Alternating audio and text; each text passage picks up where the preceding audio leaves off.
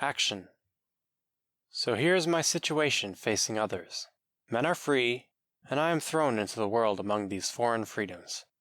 I need them, because once I have surpassed my own goals, my actions will fall back upon themselves, inert and useless, if they have not been carried off toward a new future by new projects.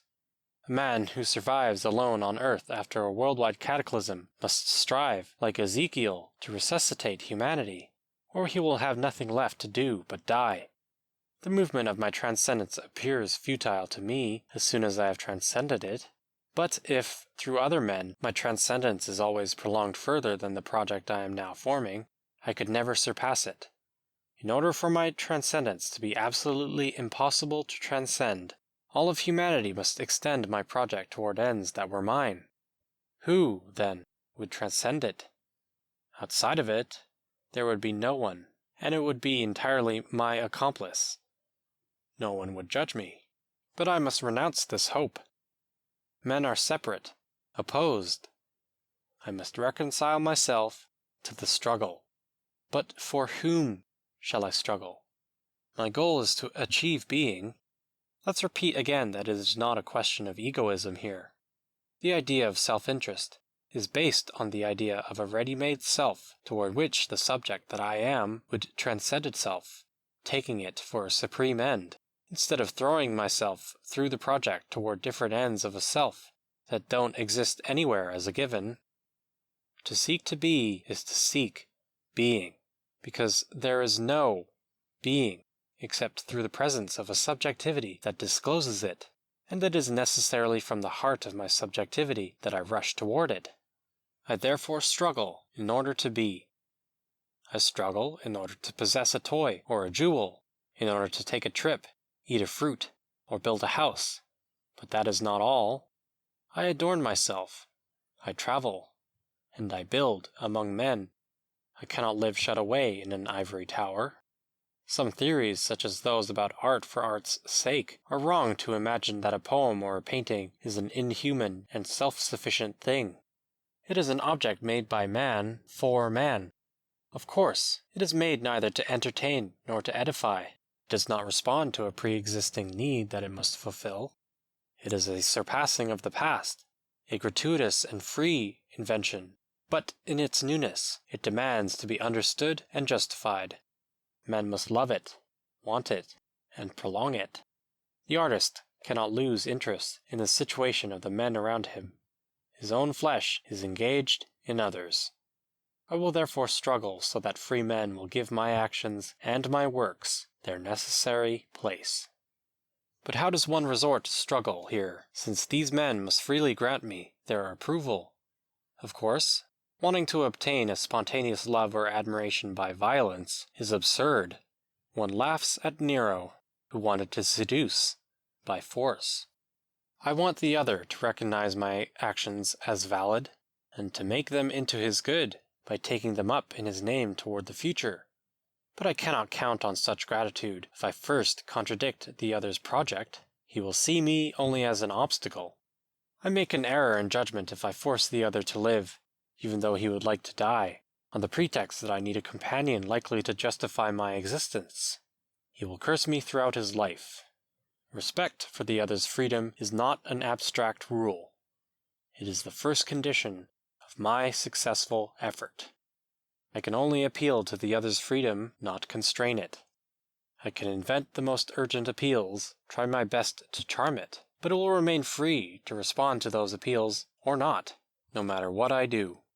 But in order for this rapport with the other to be established, two conditions must be met. First, I must be allowed to appeal.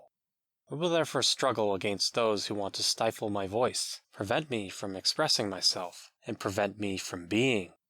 To make myself exist before free men, I will often be compelled to treat some men as objects.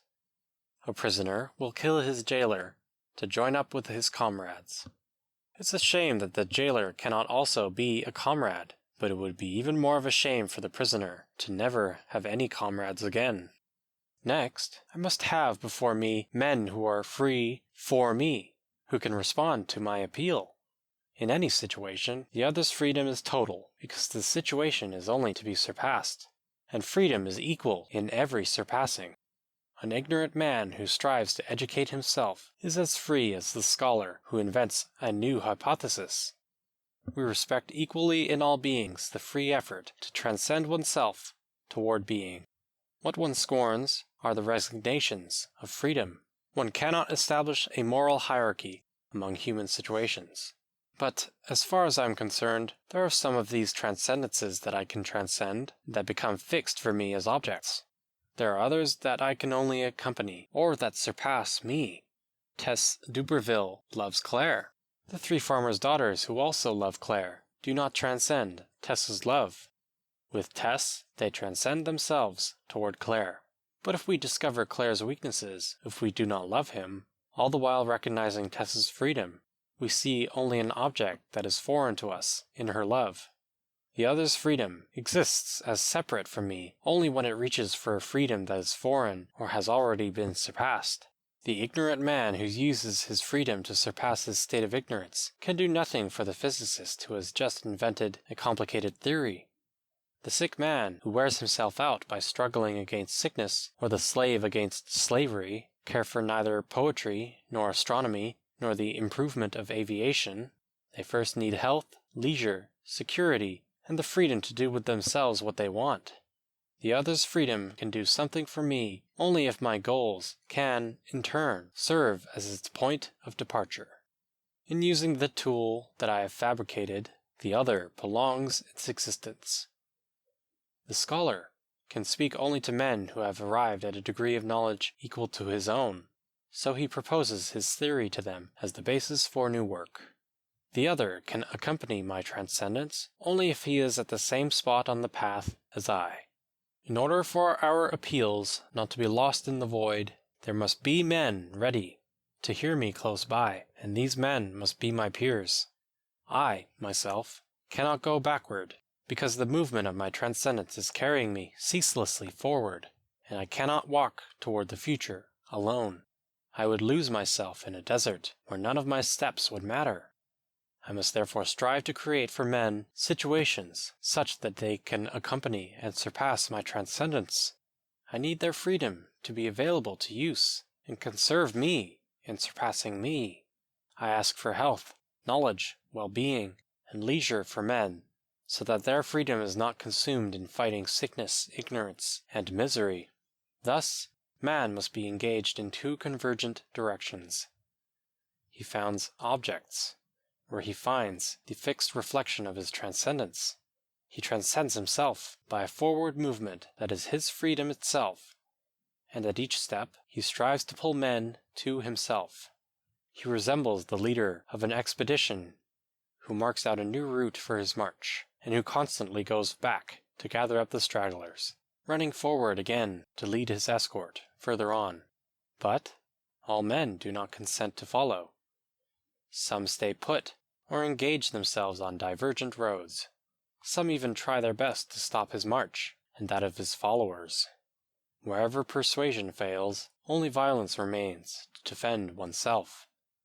In one sense, violence is not an evil, since one can do nothing either for or against a man. To bring a child into the world is not to found him. To kill a man is not to destroy him. We never reach anything but the facticity of others. But precisely in choosing to act on that facticity, we give up taking the other for freedom, and we restrict, accordingly, the possibilities of expanding our being. The man to whom I do violence is not my peer, and I need men to be my peers. The resort to violence arouses correspondingly less regret in cases where it seemed less possible to appeal to the freedom of the man to whom violence has been done.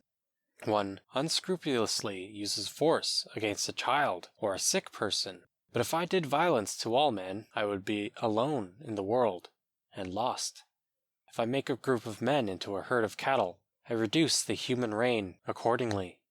And even if I oppress only one man, all of humanity appears in him as a pure thing to me. If a man is an ant that can be unscrupulously crushed, all men taken together are but an anthill. One cannot, therefore, lightheartedly accept resorting to force. It is the mark of a failure that nothing can offset. If the universal ethics of Kant and Hegel end in optimism, it is because in denying individuality, they also deny failure. But the individual is. Failure is. If a scrupulous heart hesitates so long before making a political decision, it is not that political problems are difficult, but that they are unsolvable. And yet abstention is also impossible. One always acts. We are condemned to failure because we are condemned to violence. We are condemned to violence because man is divided and in conflict with himself, because men are separate and in conflict among themselves. Through violence, the child will be made into a man, and the horde into a society. Renouncing the struggle would be renouncing transcendence, renouncing being. However, no success will ever erase the absolute outrage of each singular failure. We should not believe either that success consists of calmly attaining a goal. Our goals are never anything but new points of departure. Everything begins when we have led the other to this goal. From there, where will he go? I do not content myself with the idea that he will always go somewhere. Without me, he would have also been somewhere. I want it to be my project that he prolongs. It is up to each person to decide how far his project extends without being destroyed. Would Kant have found himself in Hegel? Would he have seen the Hegelian system as his negation? In order to respond, one must know what, in his eyes, the essential truth of his philosophy was. But in any case, his object did not extend to infinity. If Kant had wanted only philosophy, he would not have needed to write. In any event, philosophy existed. He wanted a philosophy, created by a philosophical development that was his own. He wanted to be necessitated in our singularity, and we can be so only through singular projects. We depend on the other's freedom. He can forget, ignore, or use us for ends that are not our own. One of the meanings of the trial described by Kafka is that no verdict can ever come to a conclusion. We live in a state of indefinite procrastination. This is also the meaning of what Monsieur Blanchot says in Aminadab. The most important thing is to not lose, but one never wins. We must assume our actions in uncertainty and risk, and that is precisely the essence of freedom. Freedom is not decided with a view to a salvation that would be granted in advance. It signs no pact with the future. If it could be defined by the final point for which it aims, it would no longer be a freedom. But an end is never a final point. It remains open to infinity. It is only an end because freedom stops there, thus defining my singular being at the heart of formless infinity. What concerns me is only to reach my end. The rest no longer depends on me. What the other will found based on me will belong to him and does not belong to me. I act only by assuming the risks of that future. They are the reverse of my finitude, and I am free in assuming my finitude. Thus man can act. He must act. He is only in transcending himself. He acts in risk, in failure. He must assume the risk. By throwing himself toward the uncertain future, he founds his present with certainty.